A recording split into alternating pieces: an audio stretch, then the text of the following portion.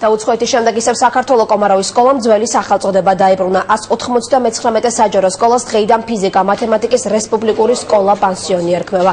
გადაწყვეტილება განათლების მინისტრმა და კლუბ კომაროვის წევრებმა მიიღეს.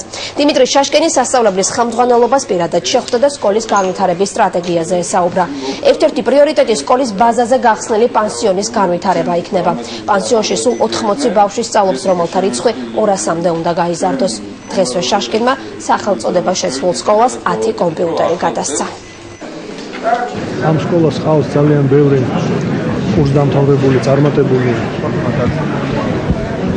სტუდენტი და ჩვენ მივიღეთ გადაწყვეტილება, როგორც თქვენ მოგეხსენებათ პრეზიდენტის დავალების შესაბამისად, რომ საქართველოში იქნება აღდგენილი ესეთი მაპროფილირებული სკოლები და ამ სკოლას დაუბრუნდება ფიზიკა-მათემატიკის სკოლის სტატუსი. ჩვენ რაღაცნაირად გაერთიანება შევძელით და გვინდა საკმაოდ მნიშვნელოვანი პროექტები განვახორციელოთ ბოლო 2 წლის განმავლობაში.